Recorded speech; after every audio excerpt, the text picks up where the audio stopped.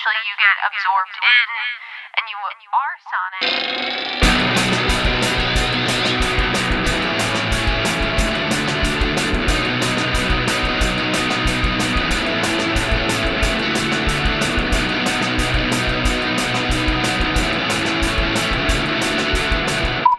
Hey everybody, welcome back to No Repeat. I'm your host Taylor Olmstead, and this is a podcast where we pick 3 songs every week with no repeats and no do-overs to create a perfect playlist for every occasion life throws at you. Joining me are my co-hosts, Tyler Reed.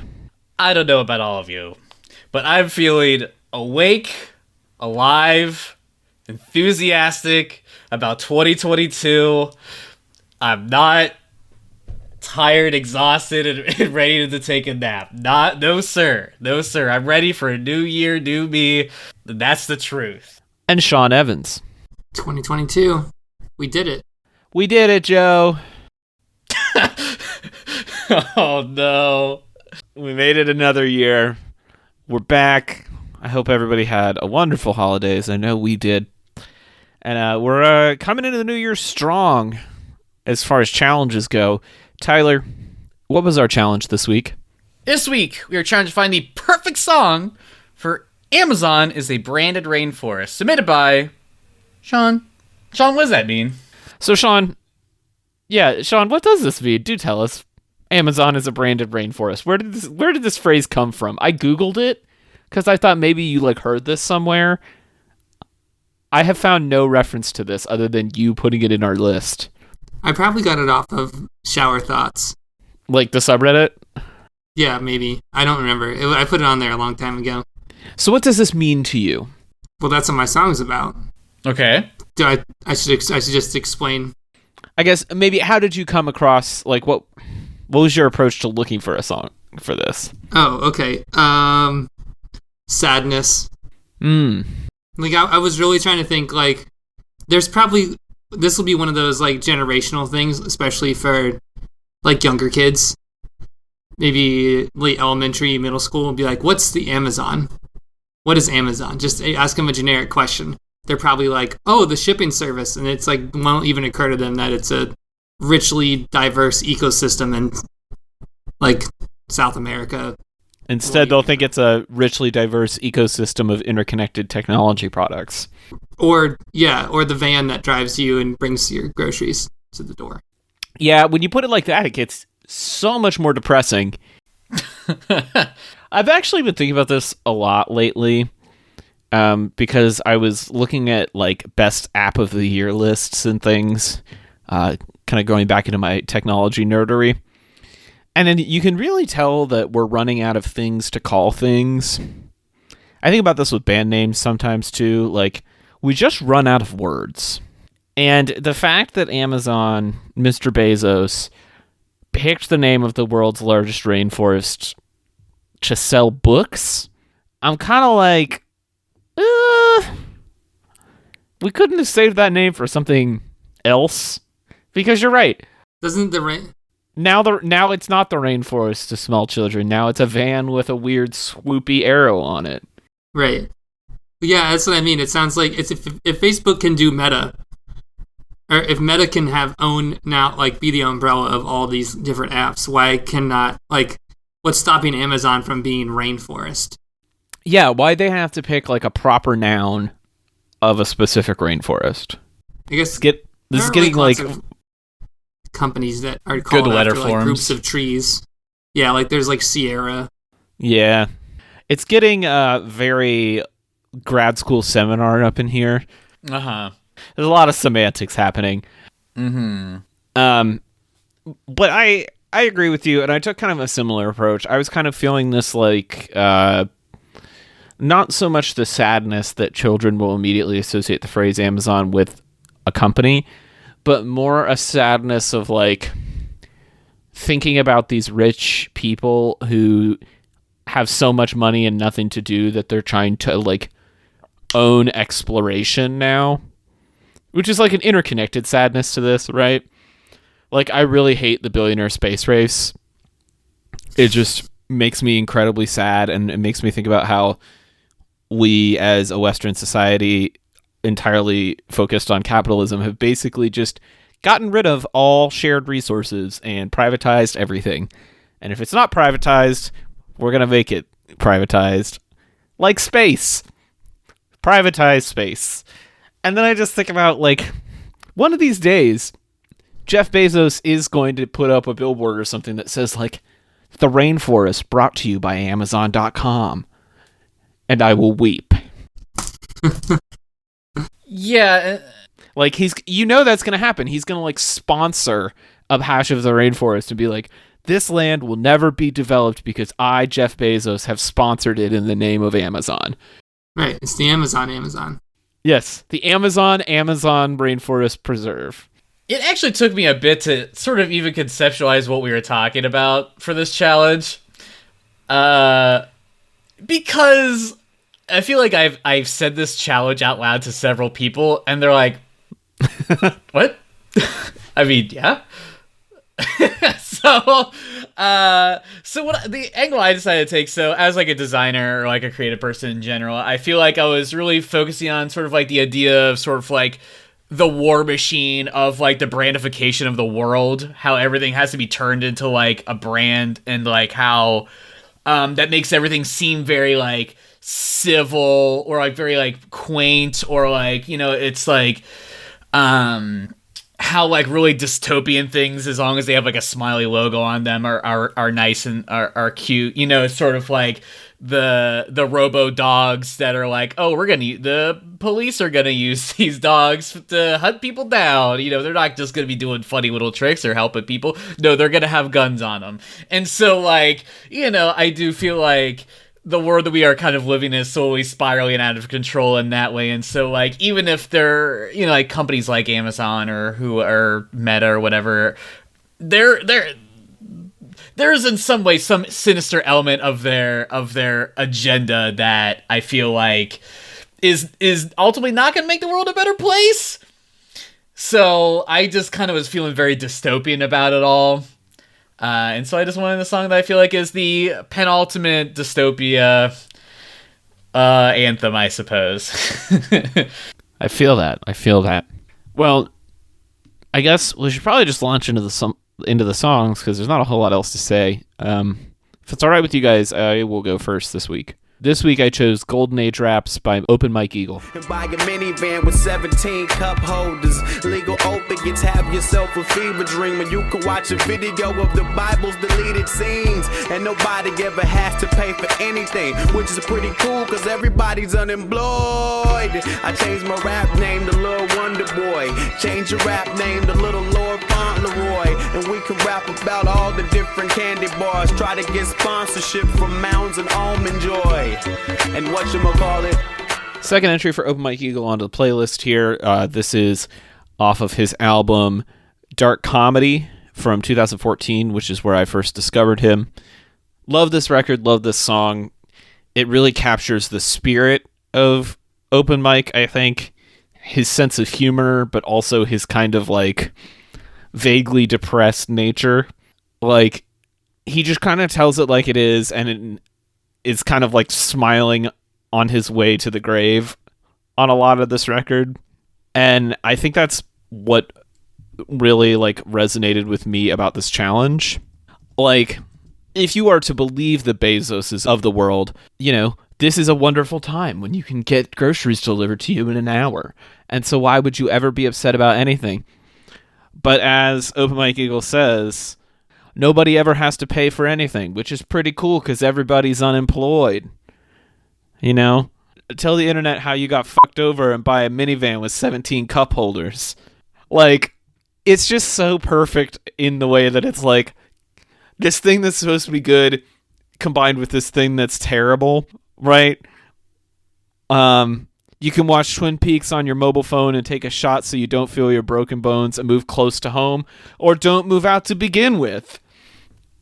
Like, it's just this sad, like, techno-dystopian view of the world we already live in, which I think is what I feel when I look at Amazon as a branded rainforest. I'm like, oh boy, it sure is the golden age, ain't it? We're living in it. Thanks, Jeff.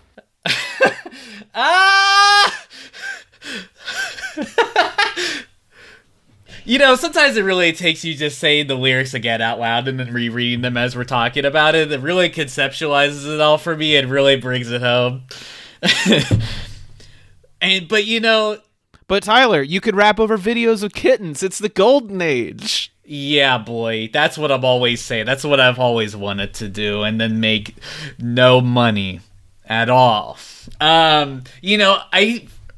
It's really incredible that I feel like Open Mike Eagle literally has not skipped a beat. Like, he's still just fresh. I mean, this is from, 5 years ago? No, even longer than that? But it's... almost 6 years ago now. Listen, the passage of time is always cruel. This is... Or no, almost 8 years ago now. Stop. But yeah, I mean, his flow has always been fresh. It was then, it is now. It's still witty. And I feel like his beats are. I mean, this isn't like the hottest beat, but I think it sufficiently matches the sort of the tone that he's going for, and I'm into it. But yeah, oh my god.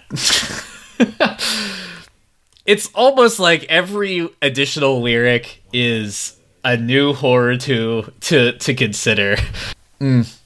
Is this supposed to be like taking shots at people's song? I think it's more taking shots at everyone. Okay. There's a song later on this same record where he talks about how all of his friends are creative genius artists, but none of them make very much money though. And the song is called Very Much Money. And I feel like that's kind of the tone of this whole record is like, look at all the beautiful art and look at all the things we can accomplish, but everyone's broke and everything's sad. Yeah. Okay. I like this song as a pick for this one. Amazon is a Branded Forest probably didn't need to be a sad challenge, but it quickly got there though. Right. I mean, mine's not any more uplifting, but yeah, this is I like this song. It just calls it on its face. Definitely exactly what you said. Basically the Amazon presents Amazon, the rainforest. Featuring the rainforest. With real rain? With special guest Miley Cyrus. Right. Awkward moment. Real artificial. Oh, I mean, you have to laugh because otherwise you would cry. And if that's not good art, I don't know what is. Why can't all the songs just be happy on this show? I don't understand. There's definitely was a multiverse where we could have chosen only songs that fit one exact vibe, but we quickly threw that out within 3 or 4 episodes, so... Oops. Well, now that I've brought the room down, who wants to go next? I'll go down that road. All right, Sean, what do you got? So this week I chose Everyone's Talking by Glen Campbell. Everybody's talking at me. I don't hear a word they're saying, only the echoes of my mind. People stop and staring, and I can't see their faces, only the shadows of their eyes. So this is actually a cover, but I like his version a little bit. I was doing a deep dive on Glen Campbell. I feel like there was a video that came up on YouTube, and it was check out this video of Glen Campbell playing guitar, and I watched it and I was like, oh, this is really good. I should deep dive into this. And then this challenge came up, and I remember the first time I ever heard this song was on Futurama. There's a scene where Zach Brannigan, who is kind of a Captain Kirk-esque person, gets thrown out of his star command called the Dupe, and he's wandering New York, and it's a play on a movie. So basically, it's just reference on reference on reference. And the movie is, oh man, now I'm blanking on it. I totally had Midnight Cowboy. And Midnight Cowboy is about a guy from Texas who's a dishwasher, and he moves to New York, where he's going to live his dreams. And it kind of is goes downhill from there. Dustin Hoffman's in it as well, like a young Dustin Hoffman. And this song just really made me think about Amazon as a branded rainforest because of that exact reason. It's just like, must be the song that the rainforest that is branded by Amazon is thinking. It's just like, everybody has an opinion about me, but I don't know what else to do. I'm just going to be me. Because I'm a rainforest and I don't care. And it's really depressing in that sense, but also, hey.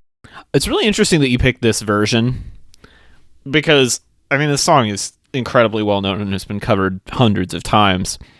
I always think of the Harry Nilsson version, which is the one in Midnight Cowboy. Yeah. And this one is a little more upbeat. Yeah. Like, it's got the really fast finger-picked banjo on it that just kind of brightens up what is otherwise a very sad song. And so in that way, for the playlist, I think it actually works better because it's not going to be as, like, heart-wrenching as some versions of this song are. But at the same time, I think when I was thinking about this challenge, I wanted a little more sadness. And so, I don't know, like, it's hit or miss. I think it's a great cover. I just don't know that it would have been the version I would have picked for this. But the song itself is an absolute classic, and I think Glenn Campbell's voice sounds so good on this. I mean, he recorded this cover in 2017. So, I mean, how old is he here? He was 81. He died later that year. Like, that's incredible how good his voice sounds for being 81 years old. Very impressive.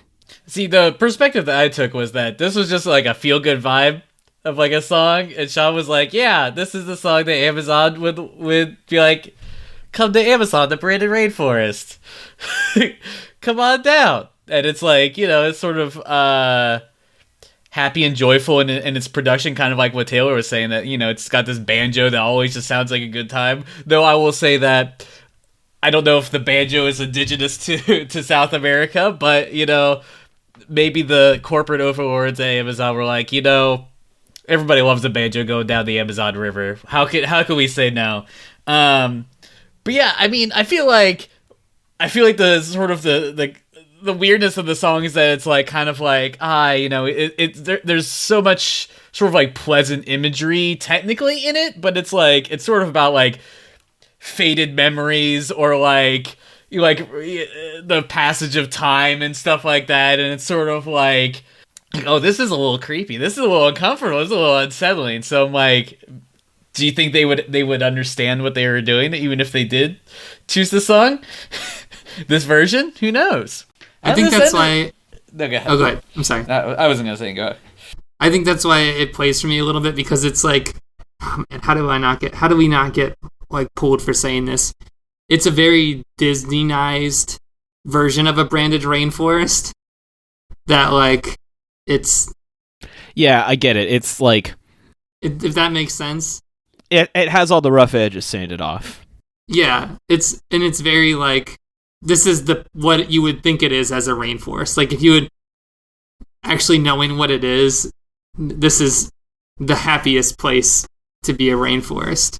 Seems like branded Amazon rainforest. Like, you go there and it's not a jungle. There are like open walkways. The animals are like shaking hands going to work in the morning. The river's clean. Like, right, exactly. Yeah. All the bugs wait for you to cross before they cross behind you. There's no snakes or spiders or poisonous frogs. It's Amazon, the branded rainforest. Well, now that Sean has painted that rosy picture for us, let's go in a slightly different direction with Tyler's pick. Tyler, what do you have for us? This week I chose War Pigs by Black Sabbath. In the fields of bodies burning, as the war machine keeps turning, death and hatred to mankind, poisoning their brainwashed minds. Oh Lord, yeah.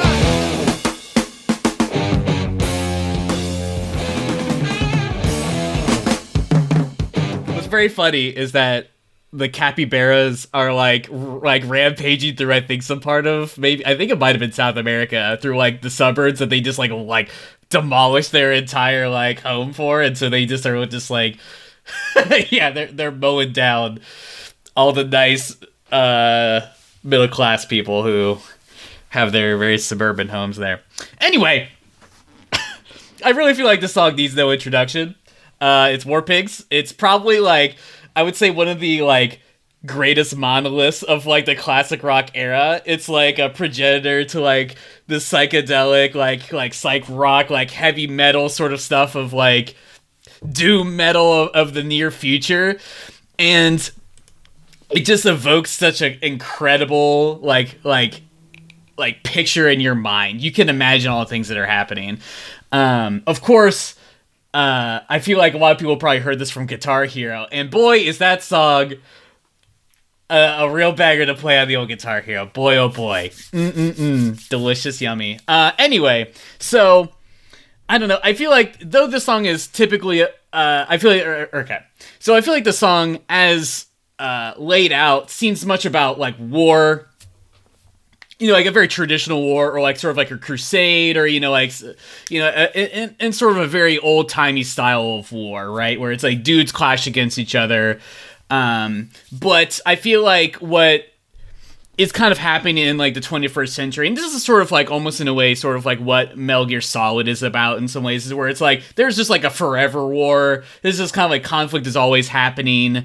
You know, you know, like the production of arms and then the selling of that is like a part of the major sort of like arms of like keeping people employed and sustaining economies by also destroying them. And so like, you know, and kind of like I was saying in sort of like my preamble, like the technologies being developed are like, oh, this is all only for fun. You know, like this robot dog's just cute, but it's like, you know, this is going to be used to save money for, you know, like running people down who are like protesting against stuff or whatever.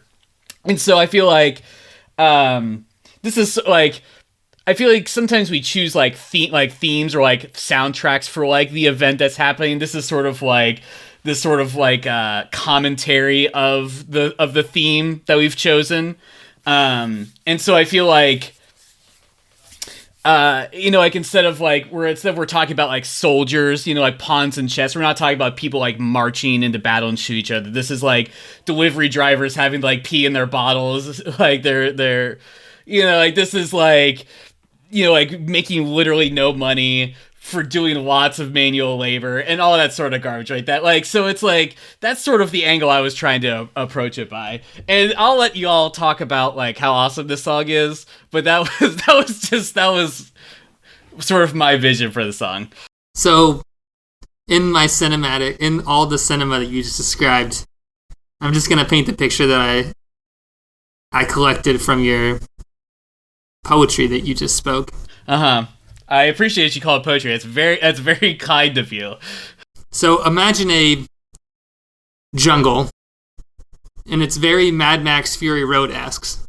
And as the gray vans scream down through the jungle, they come to a screeching halt in like a half circle.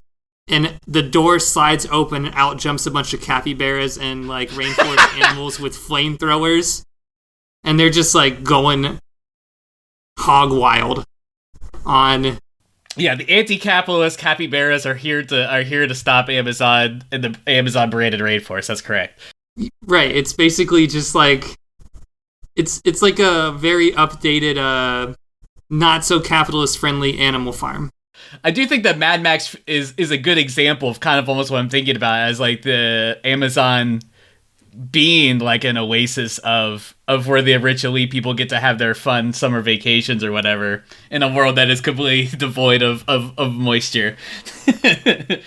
I mean, I get what you're after here. It's very hard to think about this song outside of what it is, because it is such a monolith. Yeah. You know, it's one of the most iconic Black Sabbath songs, if not the most iconic. Yeah. I would argue probably more so than Iron Man. And so, do I think it fits the challenge? Yes, absolutely, because it's all about like the dangers of imperialist capitalism, which is, basically what we're talking about tonight. What I want to focus in on, though, because I'm sure almost everybody listening to this podcast has heard this song before, is the legacy of this song kind of like makes you forget how simple it is. Listening back to it tonight on a good set of headphones, I was shocked by how like minimal it is. Mm-hmm. I mean, there are whole sections of it where it's just drums and Ozzy Osbourne's voice. Like, there's nothing else happening. And then there's just jamming, and then we're back to just the vocals and the drums. And it's like how they made a almost 8-minute long song more or less continually interesting with those things, and with an arrangement that today would be considered like skeletal. Yeah. Like, there's 2 guitars, a bass, and a drum kit. There's not a ton here, but it's just that unison riff is so powerful that you're right. It basically like created heavy metal. And now there's been so many covers of it that like brings, I mean, I've heard like string covers of this and marching band covers and like all sorts of crazy stuff. But the original thing is just like so simple and so powerful for its simplicity. And I guess I just hadn't really thought about that before. Yeah. It definitely makes me want to seek out. There has to be like other people that like it sort of has evolved into like doom metal as like a genre, but I feel like there isn't a lot of people doing this sort of sound, this sort of like more skeletal, like sort of like scaled back, as you said, sort of like version of like metal. I mean, this is like hard rock at this point because of how off the deep end I think a lot of metal subgenres have gone. So yeah, so this really does make me sort of crave that sort of like loosely psychedelic, like sort of like metal sort of sound. Oh man, well, there was like a really interesting story. I feel like, what's the name of the guitar player for Black Sabbath? I think it's Tony Iommi. I think so, yeah. Okay. Yeah. Okay, I want to just make sure, but I feel like, okay, so his like tone on guitar is famous. And he like really popularized using an SG, which is really cool. But also, I think he's famous too because he got in an accident when he was a kid, and it cut off the fronts of his fingers. So when he plays guitar, he actually wears like little caps on his fingers to give him like better ability to work the strings.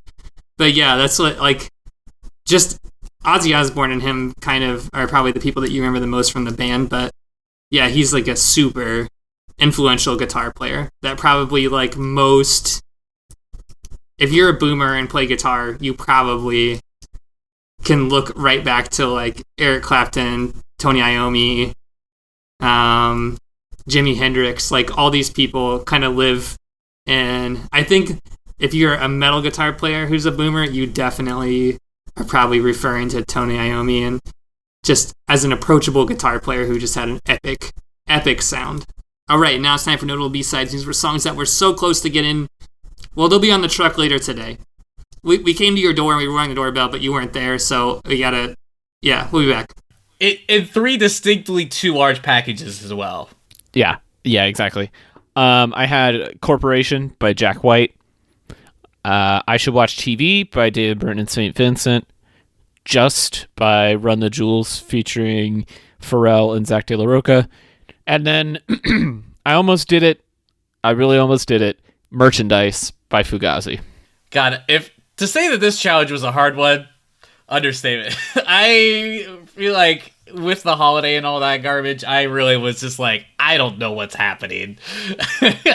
River Song by Dennis Wilson, For the Love of Money by the OJs, and I really couldn't do the Money song, but I thought about it. Bright Future and Sales by Fountains of Wayne. Thanks, Merlin. Glam by Ali X. This Must Be the Place. Naive Melody by Talking Heads. And Hotel California by the Eagles. Wow, some real weird ones. Kind of a hard classic rock vibe there. Yeah. Okay. Yeah, yeah, I don't know. I felt like Glenn Miller was what really called out to me. Like this particular song. I think there were some other ones. Like I feel like, I liked Glenn. Okay, so I'll dive a little deeper in here because I know I'm kind of like whiffing on this one. But the other songs that I have like by Glenn Miller are very Glenn Campbell. Glenn Campbell. There's somebody that I used to work with named Glenn Miller, and that's what I think of. Sorry, Glenn Campbell. Like Rhinestone Cowboy. I just feel like I went on this theme of like the sad last cowboy, like real fake stuff. Yeah. Like it has to have some kind of counter, you know. I get that. Like like Free Profit or something like that. It needs to have like something along those lines. So Amazon. All right, well, Tyler, if people want to update their shipping address with you, where can they do that? Hey everybody, you can find my design illustration work at rudepets.club, and as always, you can find me on the socials as Rude Pets Club on Instagram and Twitter. Sean, if people would like to learn how they can subscribe and save to your work, how could they do that? You can find me on Instagram at TallySean. And if you want more snarky comment delivered to you in just one click, you can follow me on the socials at TC Olmstead. All of these songs will be on our official No Repeat podcast playlist on Apple Music and Spotify, but not Amazon Music, because we don't need that nonsense. And we'll be back next week with another episode of No Repeat.